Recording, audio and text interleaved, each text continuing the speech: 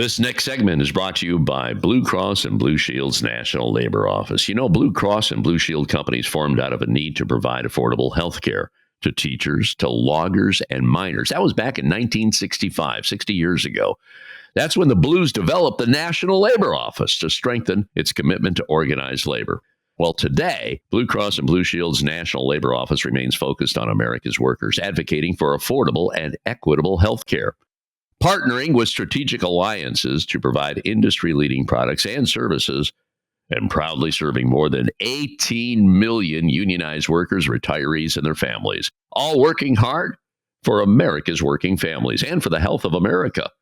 You can learn more by following them at Blue Labor on LinkedIn and X, formerly known as Twitter. Let's go to line number one and welcome our featured guest. Rudi Batzell is his name. He's an associate professor of history at Lake Forest College, and he's also a former UAW staff organizer for graduates. That has been interesting in itself because the UAW, obviously the auto workers union, they saw a lot of jobs disappear in the 70s and the 80s with all those crazy trade deals and all those pop-up plants in the South, which are trying to organize. But graduate students, yeah, they've joined the UAW.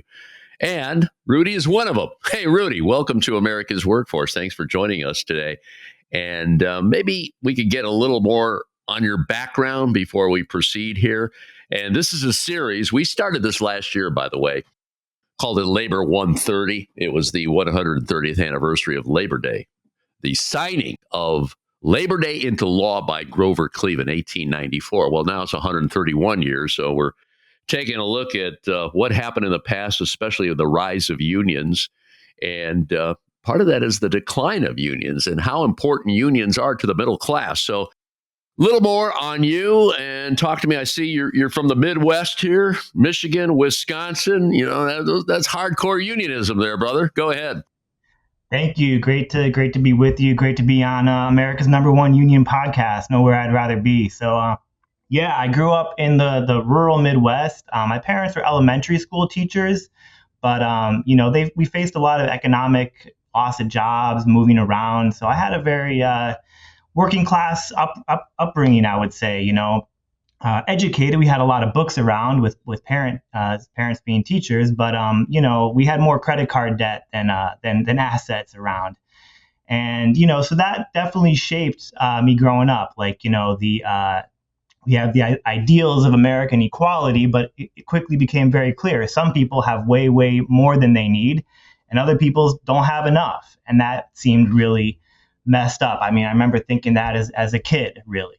So I was growing up at Milan, Michigan, East Troy, Wisconsin, very all white, very rural, conservative, evangelical areas.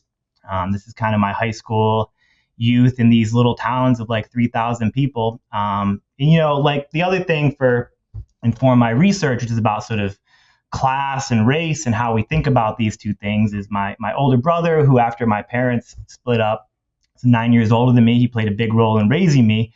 He went to prison for a couple of years, and then you have a felony on your record, and you're locked out of the labor market. It's a really tough situation. So seeing his experience and seeing how that unfolds really shaped my interest in work and labor and how labor markets work and how sort of racial inequality intersects with these things.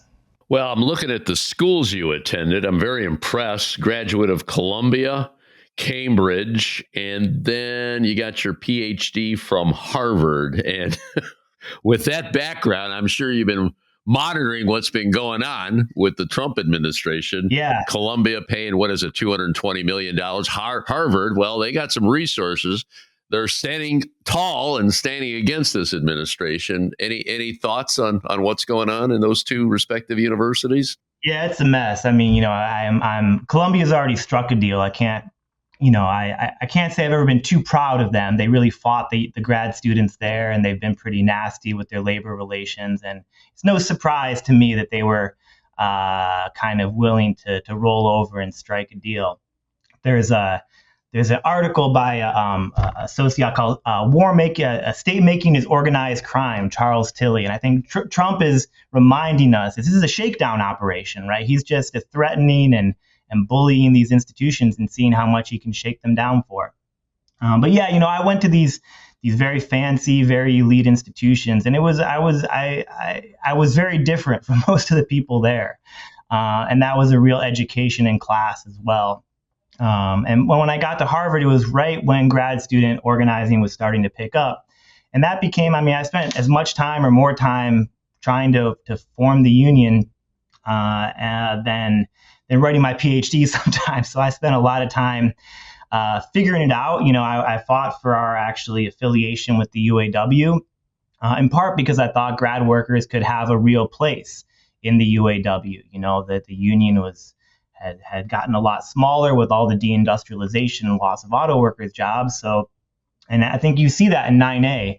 And I was very proud to see that Region 9A was one of the first backers of Zoran Mamdani in New York. Mm-hmm. So I felt like our struggle 10 years ago has a small connection to the electoral victories or forthcoming, I'm sure, electoral victories in New York City. So that was that also taught me a lot, right? It was the signing cards, it was the authorization card stage, and I was walking through Longwood Medical area talking to grad workers about why they should join a union. And that was, you learn more by doing actual organizing work than you can ever learn in a book. Yeah. We lost our first election, actually, which was a really tough experience. Very closely, the NLRB set it aside and they reran the election and they won the second time. But I was there for the first election that we lost by a very narrow margin. It's often been said you learn more when you lose, because you obviously have to regroup and try again. You were there for that first one. What did they do different to make it happen, to your knowledge? Well, it connects to some of the themes that I write about in my work. But, I was a lot of international students. There's a lot of tensions between workers who earn more money, like in say, computer science or the biomedical area. They get paid a lot more as grad workers than the English and history folks. And they were really effective at turning us against each other, especially the kind of, non-U.S. Grad student workers who were there. And they really mobilized, those and also turned the UAW's history of opposition to imported cars and sort of nativist industrial policy against, say, Chinese and international student workers joining the UAW. So they really mobilized those divisions effectively the first time. I think the second time around, they built real connections with leaders, sort of student community leaders in those immigrant backgrounds, and they did a much better job building solidarity across those lines. And we knew we're there, but we didn't realize it's 2 weeks before the vote, everything just kicked off. All those divisions just came to the fore. Places where we thought we would win, we ended up losing by significant margins. So I think I wasn't there for the second time. You have to talk to Brandon and some of the other folks who were part of that second, Brandon Mencia, who now leads Region 9A. They were there for that second vote when they won. Yeah. Yeah, I love talking to Brandon. And those of you listening, if you missed that podcast, just go to aw@podcast.com, aw@podcast.com. Brandon Mencia, the Region 9A director for the UAW. Okay, let's talk about your first book, Organizing Workers in the Shadow of Slavery, Global Inequality, Racial Boundaries, and the Rise of Unions in America and British Capitalism from 1870 to 1929. That's a load in itself, is just in the title. Yeah. Let's talk about that. And how many books do you have out altogether right now? This is my first book. So, okay. I have a couple more projects in the works. I've written some articles and smaller things, but, this is my first book. So yeah, it just came out, very excited. It covers a lot, but a big question, right? So it looks at this early period. You mentioned this is about commemorating Labor Day, 1894. So the 1890s is this core period, the central decade when sort of the modern labor movement really cohered and consolidated. Sort of the unions as we know and recognize them today came out of this period. And the fact that Labor Day originated then makes sense. So a big question scholars have asked is why was the U.S. labor movement so much more narrow and in some ways conservative than, say, the labor movement in Britain or elsewhere in Europe, right? The American labor movement was confined to largely craft workers, right? Those with sort of special, scarce skills. Was very weak among the sort of laborers, the unskilled, and confined to craft workers and craft unions in this early period, rather than more inclusive or industrial unions. Eventually, during the New Deal era with the CIO, we do get industrial unions, but that's a sort of later chapter that my book doesn't really look at. I look at why in this first period were unions so narrow. And most scholars, right, and you'll hopefully have some labor historians on here who will tell a bit more like heroic, celebratory stories. Those are really important. Most scholars have told a kind of like nice to hear story, right? The reason was that bosses and the state, the government in America were uniquely hostile and opposed to workers, right? Oh, that's good. We have some familiar enemies, right? It's the bad boss, it's the bad government that kept the U.S. labor movement down. And I think there's some truth to that story, but I think the deeper reality that has been less comfortable to recognize, both for unions and for labor historians, was that it was racial divisions within the working class, that the working class was not fundamentally one thing, but was really fundamentally divided after slavery. And I developed this argument with a comparison to Ireland. So the book is a comparison of the United States and the United Kingdom, and especially the U.S. South in the aftermath of slavery, and Ireland in the late 19th century. And I argue that it was strikebreaking, the ability to recruit strikebreakers in the 1880s and 1890s that forced the U.S. labor movement to conclude we can only really organize these sort of more protected, more privileged craft workers who were largely native born and almost entirely white. We can't mess around with organizing low skill immigrant African American laborers, right? Right. But strike breaking happened in both places, right? And the argument is that in the U.S., land reform, which formerly enslaved people had expected they'd work this land under slavery for centuries. They expected to get some of the land that their former masters had forced them to work. And there was even a promise from the Freedmen's Bureau that some land would be distributed. That's a famous promise of 40 acres and a mule. But that promise was betrayed with the assassination of Lincoln. And that left what I call a reserve army of labor in the South, right? This large pool of landless, poor, economically and politically repressed labor that could be easily and quickly and cheaply recruited for strikebreaking. Now, something similar existed in Britain, in the UK. There, what I call a rural near periphery, right? This sort of agrarian pool. Strikebreakers were often recruited from sort of agricultural labor. There was Ireland.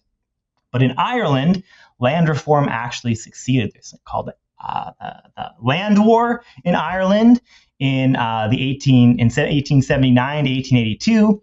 And they actually forced, as part of a growing sort of nationalist and social struggle in Ireland, which leads to the formation of the Republic of Ireland as an independent. Ireland was a sort of colonized society. Irish strikebreakers had come from the 1830s to the 1860s as strikebreakers. And British employers used Irish workers to break strikes, just as U.S. employers in the North would use black workers from the South to break strikes a generation later. But in Ireland, they actually are successful through mass struggle in achieving a degree of land reform. Ireland goes from a country of mostly landless tenants to small proprietors by the 1920s. And that kind of reserve army of labor disappears in Ireland by the 1880s and 1890s. So the book tries to argue that, like, we need to, yes, employers always hate unions. They're always going to fight them. Right. It wasn't that U.S. employers were uniquely hostile. They just happened to have access, due to the failure of land reform, to this pool of labor that they could use to break strikes. So I really emphasize strike breaking. And of course, having black workers break strikes then really amps up racial hostility and racial division, right? Mm-hmm. So I look at this migration of black workers from the South, breaking strikes, and then hate strikes by white workers trying to keep black workers out of their jobs or occupations. So the time period of your book is 1870 to 1929, which oddly enough is the year that the stock market crashed, and then you have the start of the Great Depression. So let's hold that thought because we could pick it up from there. Our featured guest today is Rudi Batzell. He's an associate professor of history at Lake Forest College and a former UAW staff organizer for graduates. And we will continue with this special edition of America's Workforce right after this. Don't go away. Featured guest today is Rudi Batzell.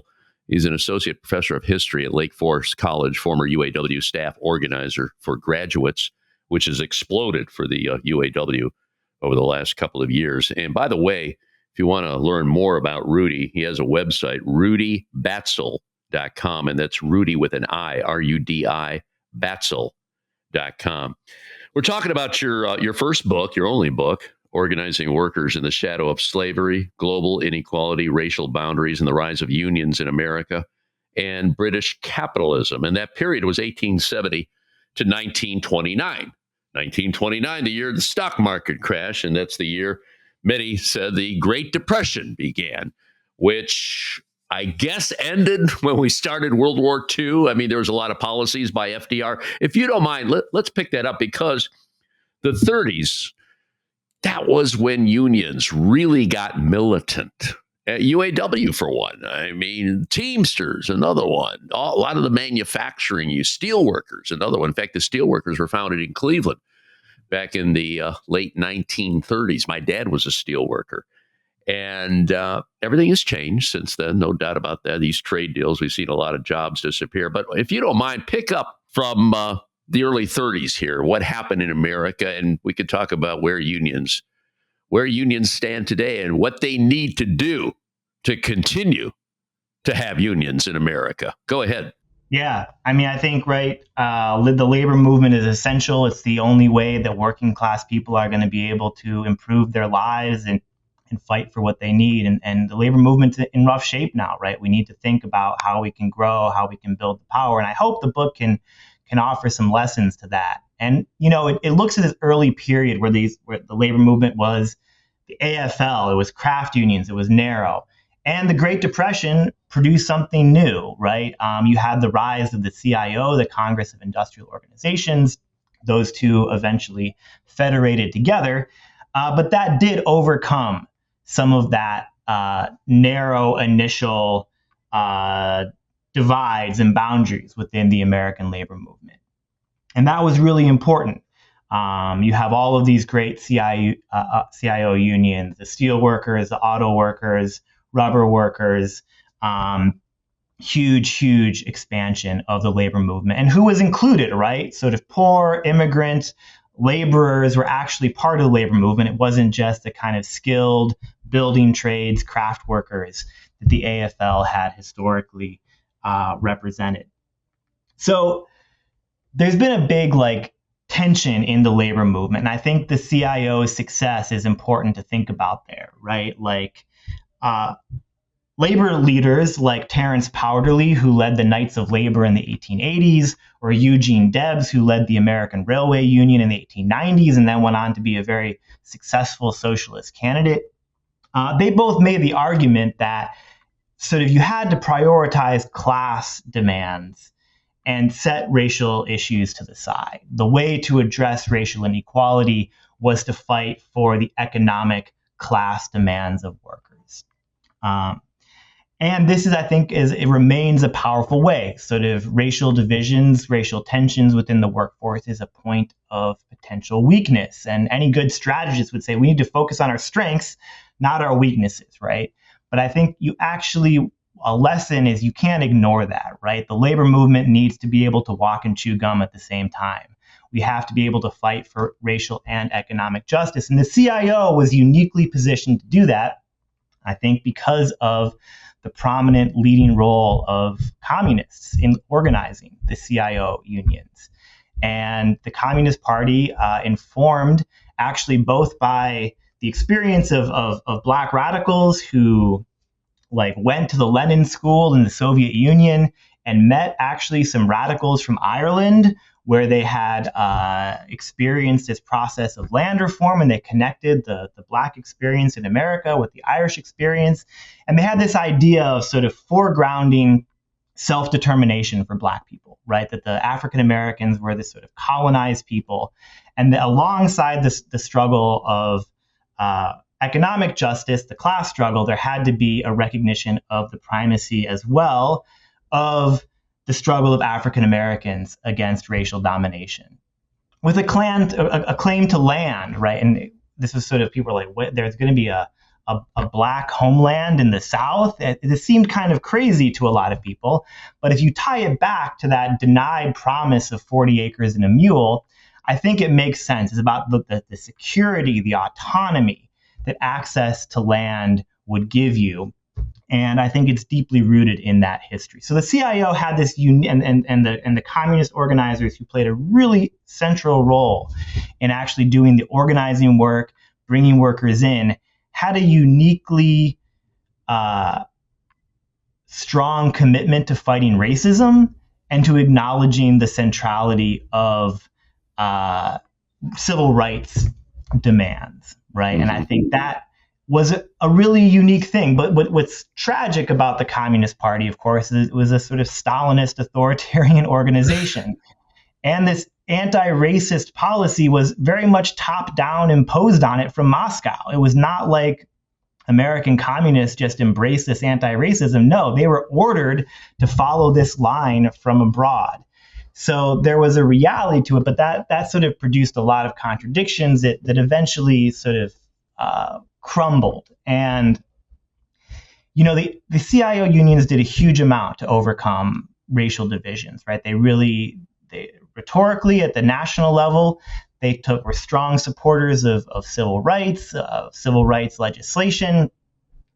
If you look more closely at individual locals, it's very much a more mixed record, unfortunately, right? The sort of official rhetoric of the leadership, but, you know, actually changing who has the best jobs and who has the worst jobs at any particular plant or work site, a lot of progress was lacking. There's a quote from one CIO, I think it's a steel local in the 1940s, like, if a white worker comes to us with a grievance about race, we send him to the Klan.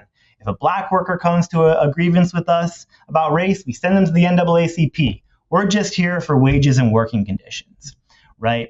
That kind of classic idea, the union can just focus on economic issues, and these issues of racial inequality can be set aside, prevails. And I think actually still in some ways informs labor strategy today. So my argument, right, actually, if you look at, we remain sadly a country where the working class remains as divided by boundaries of race as we were 100 years ago, perhaps. Things have changed, things have improved. You don't want to discount that. But I think a good marker is like household wealth.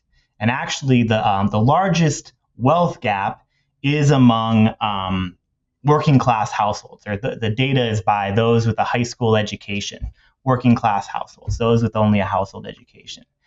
The typical Black household has $3,000 in assets, right? That's nothing. That's a car payment. That's a couple months rent. Mm-hmm. The average white household with only a high school degree for education has $70,000 in assets. That's a meaningful investment towards a home, right?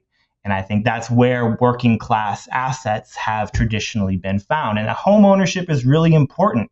It gives people a security, a fallback, right? You lose your job. If you own your home, you're not having to worry about making rent payments. You can take your time. You can look for a good job. If you're a renter and you got to make rent, you can't spend time figuring out where a good job is. You have to take the first opening available to you. So like home ownership remains this really profound divide between white working class households and Black working class households. And that persists up to this day. And I think that is a fundamental thing. Yeah. We want to organize around shared working class demands, but we also have to be honest about the real divisions that exist. And I believe the labor movement can't just set those aside for another day. In the long term, we have to fight those issues of racial justice as well. Our featured guest today is Rudi Batzell. Rudi is an associate professor of history at Lake Forest College, former UAW staff organizer for graduates. I have to ask you here, I hope, and I think you do as well, that we would learn from the past, but sometimes I just scratch my head at that.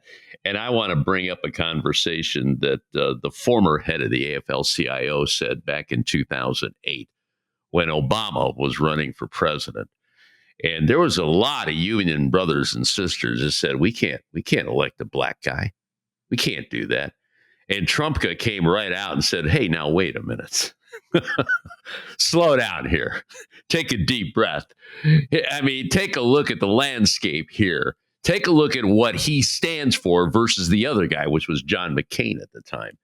And take a look at what your union has done for you. Will you get over that? But it's amazing. That wasn't too long ago, Rudi, that he had to have that conversation. Now, the good thing is this. Fred Redmond, black guy, steelworker, 50 plus years in steel, is now the Secretary Treasurer of the AFL-CIO. Liz Schuler, woman, first woman of the AFL-CIO. One would think we made some strides on that. And I think we have. But, you know, still this conversation, we've got a long way to go. And I want to use this opportunity for you to talk about the future here of organized labor with what I just said. Yeah. Great questions. I mean, you know, I'm a historian. I study the past, but of course I live in the present and I care about the future. So, you know, I deeply care about the future of the labor movement. You know, I just, there's signs of hope, I think, right? You know, I look at the New York mayor's election, right? Who would think that a sort of socialist Muslim unknown would bring down Andrew Cuomo, right? And unfortunately, I think that pattern, there is a very cautious pattern among a lot of labor leadership, right? Most of the main unions in New York City lined up behind Cuomo. Despite all of his problems, he was not a great friend to labor. He had a huge number of, during COVID, the nursing home stuff, you know, all the sexual harassment allegations, you know. Nonetheless, they lined up behind him, right? But I was very proud, right? UAW 9A got behind Zoran Mamdani. And I think charting a bit more political independence, not always having the sort of knee-jerk reaction going to the sort of safest, most establishment Democrat, is going to be really important for the political strategy. And you see, like, people actually are backing Zoran Mamdani, right? They're learning about him. They're seeing what he stands for. Despite all the sort of scurrilous attacks around anti-Semitism and other stuff, right? He is having a clear message that resonates with working people about affordability, how to make this city a place where we can live for working class people. When you speak to people consistently about the real issues they care about, and don't just, you know, he's like real, he's authentic, right? He actually believes in the stuff he's standing for, right? Which is a kind of political charisma that's hard to replicate. But, you know, I think that gives me some hope that, you know, labor needs to be less cautious, you know, jumping on the Andrew Cuomo bandwagon, and be willing to be more daring and get behind folks like Zoran Mamdani in various cases, because, you know, that is a very entrenched pattern. I think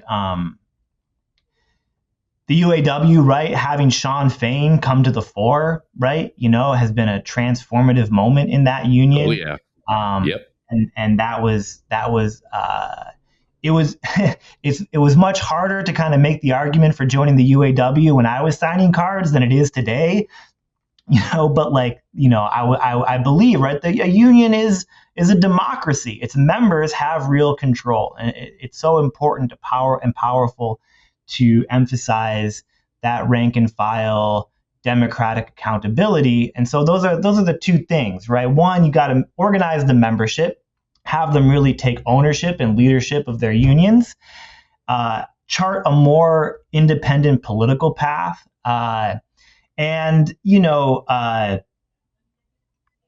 the most important thing is to bring more workers into the labor movement, to really invest in organizing, right? I would even say, less money for establishment Democrats and more money for organizing. We have to be real. We can't do everything, right? There are real constraints on union budgets. Right. And if I, from my sort of historian's perspective, I would pull back some of that kind of like knee-jerk funding for centrist Democrats who really are only paying lip service to the labor movement, and actually take that money and go out and talk to workers who are not currently organized and build the labor movement. And then really get behind more daring candidacies of workers who are politicians who are really fighting working class struggle campaigns, like I think Zoran Mamdani is in New York City.